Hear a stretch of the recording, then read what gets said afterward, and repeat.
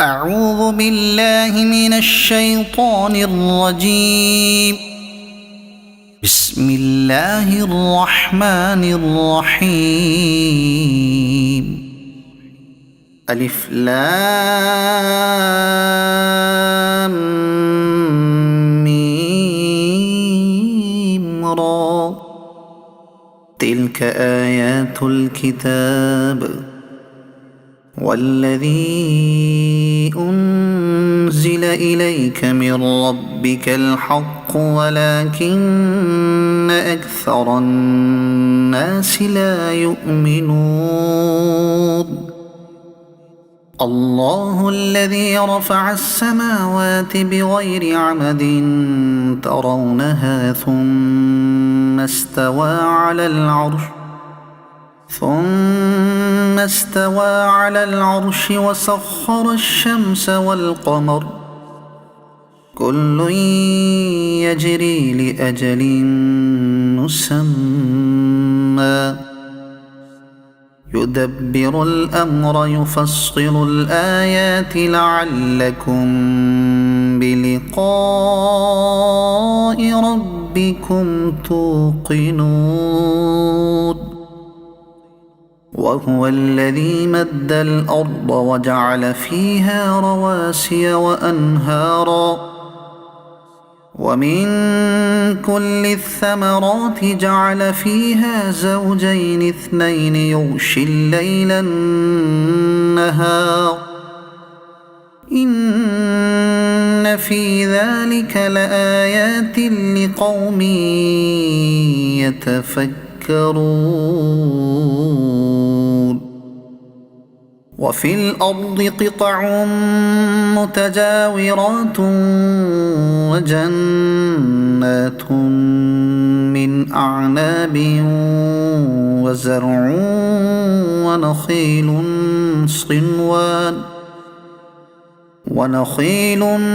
صنوان وغير صنوان يسقى بماء واحد ونفضل بعضها على بعض في الأكل إن في ذلك لآيات لقوم يعقلون. وإن تعجب فعجب قولهم أإذا كنا ترابا أإنا لفي خلق جديد أولئك الذين كفروا بربهم وأولئك الأغلال في أعناقهم وأولئك أصحاب النار هم فيها خالدون. ويستعجلونك بالسيئة قبل الحسنة وقد خلت من قبلهم المثلات وإن ربك لذو مغفرة للناس على ظلمهم وإن ربك لشديد العقاب. ويقول الذين كفروا لولا أنزل عليه آية من ربه إنما أنت منذر ولكل قوم هاد. الله يعلم ما تحمل كل أنثى وما تغيض الأرحام وما تزداد وكل شيء عنده بمقدار. عالم الغيب والشهادة الكبير المتعال سواء منكم من أسر القول ومن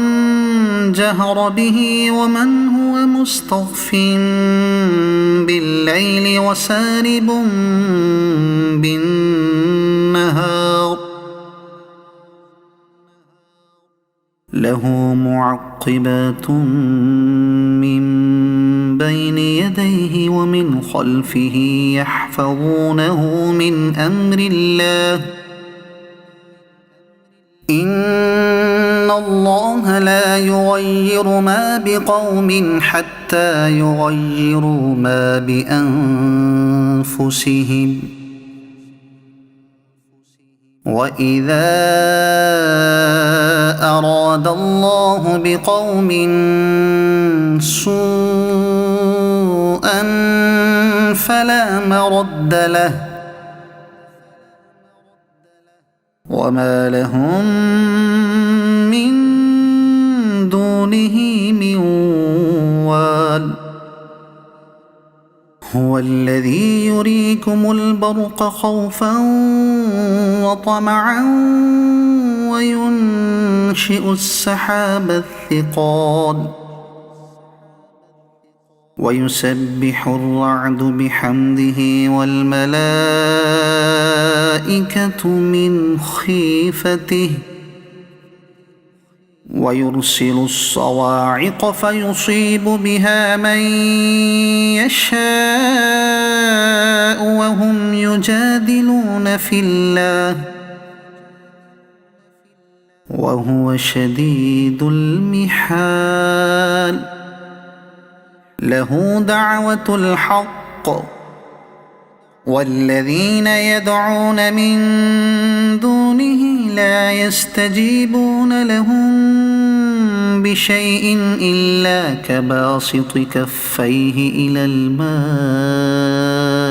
ليبلغ فاه وما هو ببالغه وما دعاء الكافرين إلا في ضلال ولله يسجد من في السماوات والأرض طوعا وكرها وظلالهم بالغدو والآصال قل من رب السماوات والأرض قل الله قل أفاتخذتم من دونه أولياء لا يملكون لأنفسهم نفعا ولا ضرا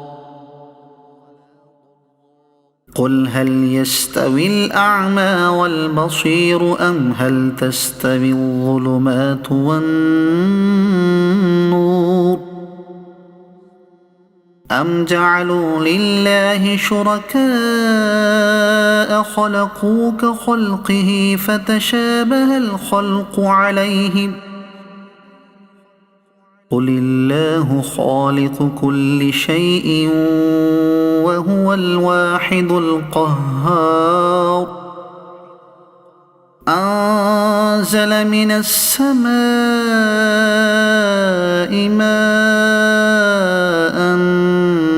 فسالت أودية بقدرها فاحتمل السيل زبدا رابيا ومما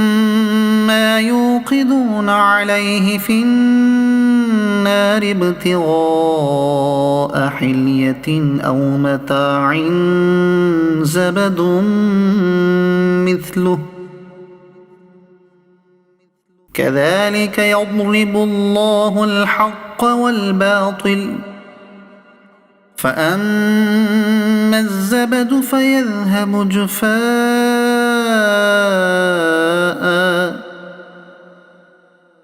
وأما ما ينفع الناس فيمكث في الأرض كذلك يضرب الله الأمثال للذين استجابوا لربهم الحسنى والذين لم يستجيبوا له لو أن لهم ما في الأرض جميعا ومثله معه لافتدوا به أولئك لهم سوء الحساب ومأواهم جهنم وبئس المهاد أفمن يعلم أنما أنزل إليك من ربك الحق كمن هو أعمى إنما يتذكر أولو الألباب الذين يوفون بعهد الله ولا ينقضون الميثاق والذين يصلون ما أمر الله به أن يوصل ويخشون ربهم ويخافون سوء الحساب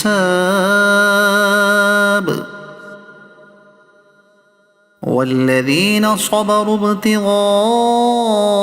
وجه ربهم وأقاموا الصلاة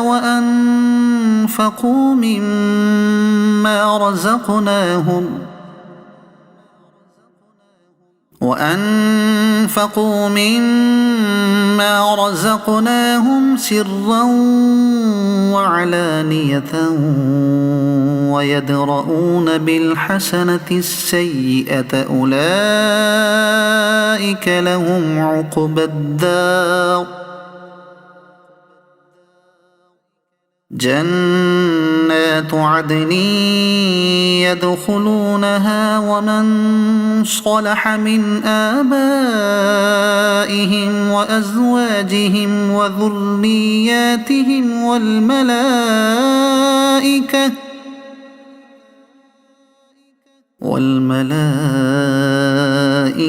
يدخلون عليهم من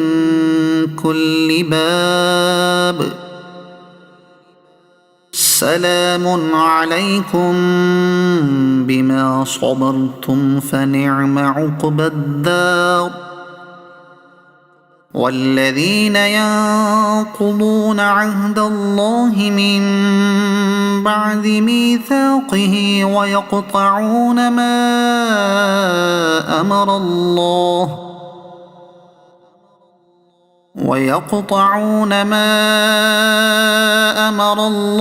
به أن يوصل ويفسدون في الأرض أولئك لهم اللعنة ولهم سوء الدار الله يبسط الرزق لمن يشاء ويقدر وفرحوا بالحياة الدنيا وما الحياة الدنيا في الآخرة إلا متاع ويقول الذين كفروا لولا أنزل عليه آية من ربه قل إن الله يضل من يشاء ويهدي إليه من أناب الذين آمنوا وتطمئن قلوبهم بذكر الله ألا بذكر الله تطمئن القلوب الذين آمنوا وعملوا الصالحات طوبى لهم وحسن مآب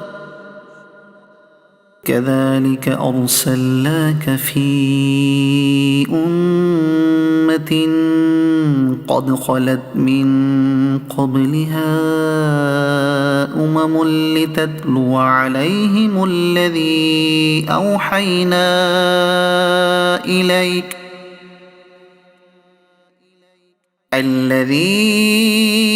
أوحينا إليك وهم يكفرون بالرحمن قل هو ربي لا إله إلا هو عليه توكلت وإليه متاب ولو أن قرآنا سيرت به الجبال أو قطعت به الأرض أو كلم به الموتى بل لله الأمر جميعا أفلم ييأس الذين آمنوا أن لو يشاء الله لهدى الناس جميعا ولا يزال الذين كفروا تصيبهم بما صنعوا قارعة أو تحل قريبا من دارهم حتى يأتي وعد الله إن الله لا يخلف الميعاد ولقد استهزئ برسل من قبلك فأمليت للذين كفروا ثم أخذتهم فكيف كان عقاب أفمن هو قائم على كل نفس بما كسبت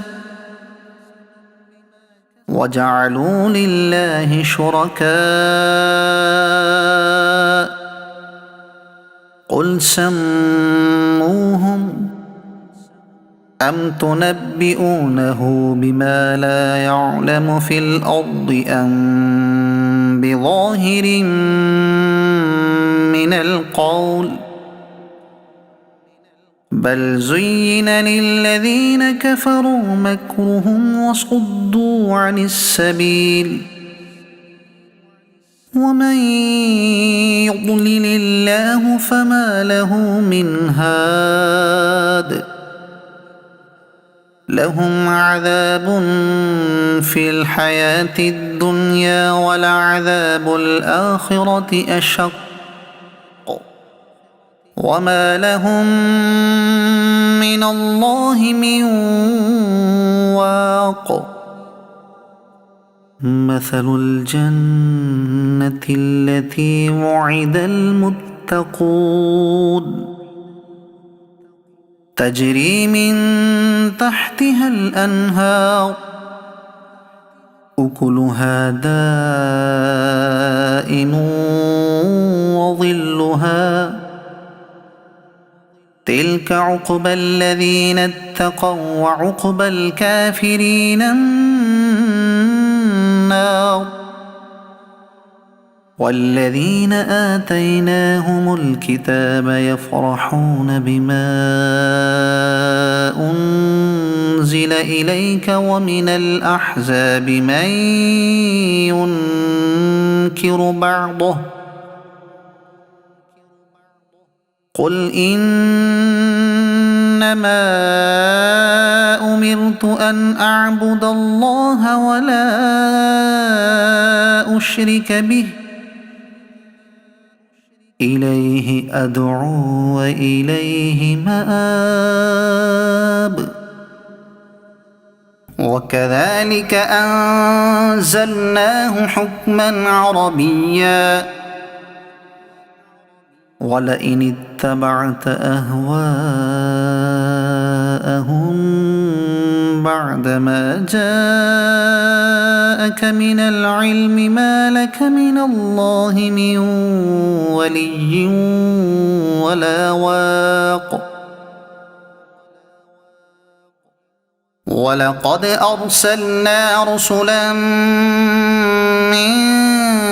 قبلك وجعلنا لهم أزواجا وذرية وما كان لرسول أن يأتي بآية إلا بإذن الله لكل أجل كتاب يمحو الله ما يشاء ويثبت وعنده أم الكتاب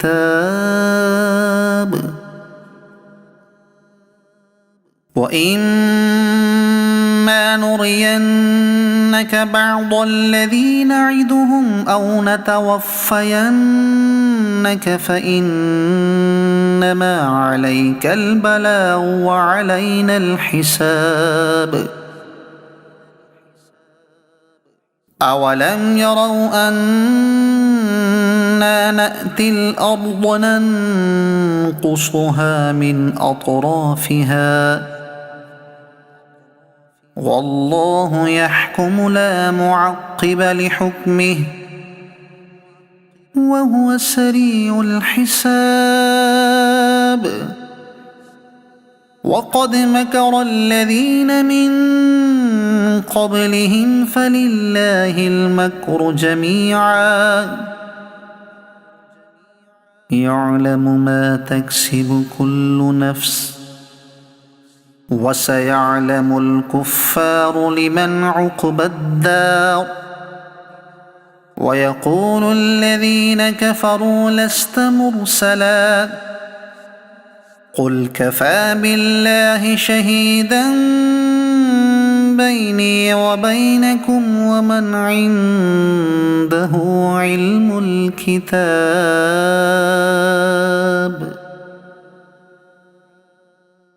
صدق الله العظيم.